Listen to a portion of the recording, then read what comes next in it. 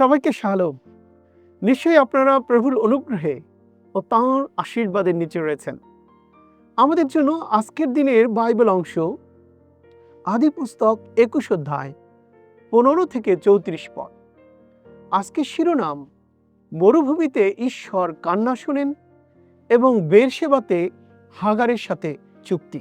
আদি পুস্তক 21 অধ্যায়ের এই অংশ আমাদেরকে দাঁড় করিয়ে দেয় এক হৃদয় বিদারক দৃশ্যে। মরুভূমি, জল শেষ হয়ে গেছে, এক অসহায় মা হাগার এবং মৃত্যু পথযাত্রী এক কিশোর ইসমাইল। মানুষের চোখে এটি পরিত্যাগের গল্প, কিন্তু ঈশ্বরের দৃষ্টিতে এটি করুণা ও বিশ্বস্তার গল্প। এই বাক্যাংশ থেকে আমি আপনাদের কাছে আজ 6টি বিষয় তুলে ধরব। প্রথমত, 21 অধ্যায় 15 থেকে 16 পদে মরুভূমিতে শেষ আশার ক্ষণ। কুপার জল শেষ হয়ে গেলে হাগার ইসমাইলকে এক ঝোপের নিচে রেখে দূরে সরে যান। তিনি বলেন, আমি ছেলের মৃত্যু দেখতে পারি না।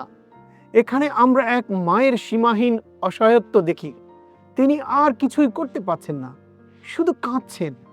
মনে রাখুন, মানুষের শক্তি শেষ হয়ে গেলে ঈশ্বরের কাজ শুরু হয়। গীতসংহিতা 34 অধ্যায় 19 পদে ধার্মিকের বিপদ অনেক, কিন্তু সেই সকল হইতে সদাপ্রভু তাহাকে উদ্ধার করেন। দ্বিতীয়ত, 17-18 পদের বিষয়, ঈশ্বর কান্না শোনেন। লেখা আছে, ঈশ্বর সেই বালকের রব শুনলেন। অবিশ্বাস্য বিষয় হলেও হাগারের নয়, বালকের কান্না ঈশ্বর শোনেন। স্বর্গদূত হাগারকে বলেন, ভয় করো না, ঈশ্বর বালকের রব শুনেছেন।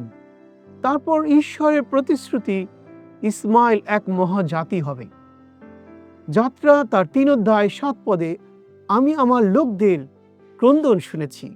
এখানে আমাদের জন্য শিক্ষা, ঈশ্বর শুধু নির্বাচিত জনদের জন্য নয়, বরং উপেক্ষিতদের কান্নাও শোনেন। তৃতীয়ত, 19 পদ, খোলা চোখে ঈশ্বরের ব্যবস্থা।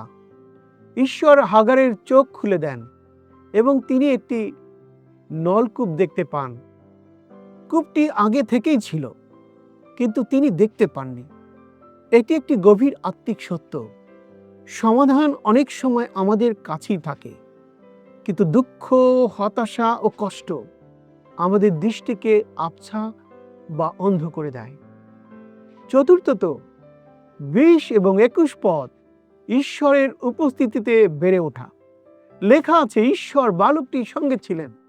ইসমাইল মরুভূমিতে বড় হলো, ধনুর্বিদ হলো।